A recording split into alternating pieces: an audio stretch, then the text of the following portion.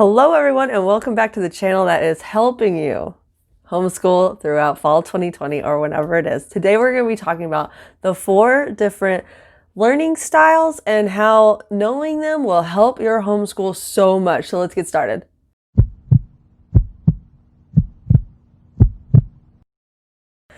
So I talk about these 4 different learning styles in the beginning of the new book that I've written, Homeschool Basics Lesson Planning. Oh, it's always backwards. But this book is made available for free for a couple of days. If you're watching this as it's made, this video, go ahead and find the link I've included down below so that you can download it for free. Or if you find it later after the deal is over, don't worry, it's only 99 cents. So go ahead and pick it up now. I'll even let you pause it. Pause the video and then go click it and then you can come back, right? That's good enough. All right, what are learning styles? Not every child is the same. So there are different learning styles, different ways that they take in information. And so there are 4 main ways that we're going to break down today. The first is visual learners. These learners love to look at things. If we want to break it down in the simplest terms.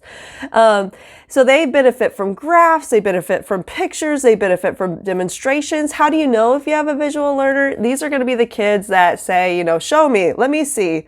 Can you do that again? I want to watch it.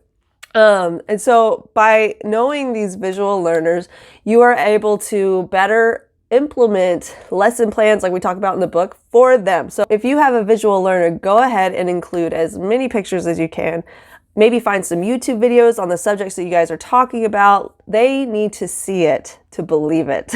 The second type of learner is the auditory learner. Now, these are our talkers. If you have an auditory learner, you probably know it because they talk a lot, and it's just how they process information. They process information by talking, they process information by listening.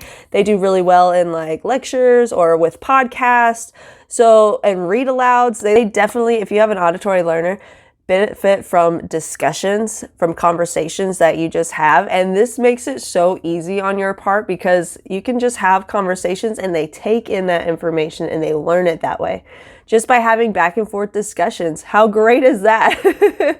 Lectures I would avoid because nobody really likes a lecture. I'm sorry. That's one way to deliver information. But if you have a child that you're homeschooling, you have the opportunity not to lecture. Duh, that's so boring. But to have this back and forth conversation and have them ask questions. And if you don't know the answers, then you guys go look it up and then you guys can talk about it more. Third learner is the kinesthetic learner.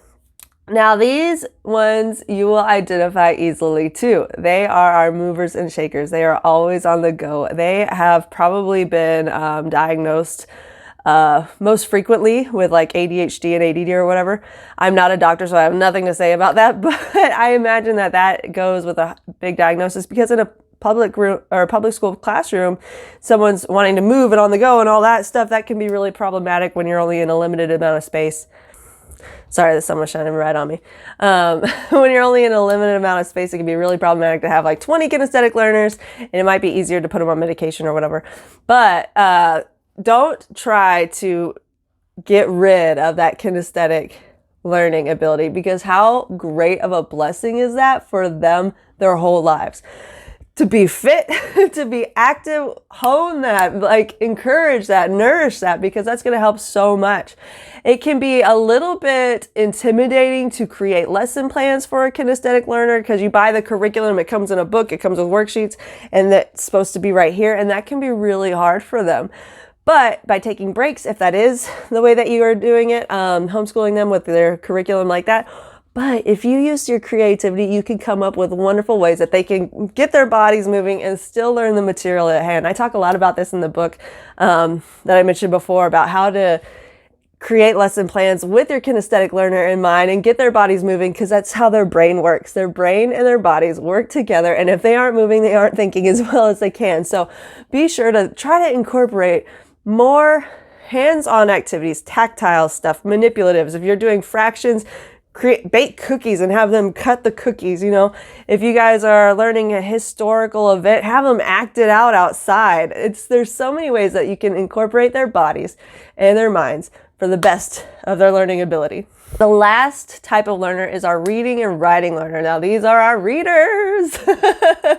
Many of us may not have readers at home. It may take a lot of encouraging, and so I would probably guess that they are a different style of learner, but some of our students and some of our children are readers and writers, and they're going to benefit from journaling. They're going to benefit from reading. They always have their nose in a book. If they are interested in something, they're going to want to go to the library and find a book about that, and that's wonderful. Get them a library card and check out as many books on the subjects they're interested as they can carry. It's wonderful if they're like that. That self-studying is going to be great. So they are not going to back down from an essay assignment. Those are our 4 learning styles. Now you may think, I don't know which one it is. And honestly, you're going to have to observe your children, and they may have several learning styles. They may have a more dominant one. So when you're creating lessons or when you are looking at curriculum, find curriculum that encompasses a lot of different activities, that varies a lot, so that you are hitting all their learning styles. If you have a large family, you're going to have multiple learning styles, and that's wonderful because we are not built to be the same. We are not built to be the same.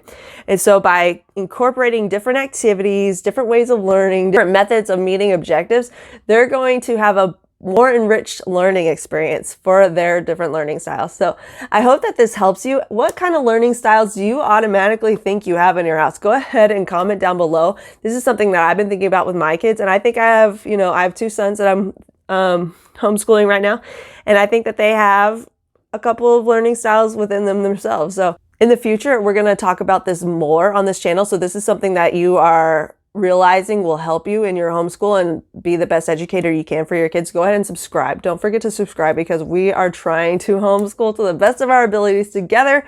Look forward to seeing y'all on Thursday. This month we got this, and I'll see y'all again. Bye.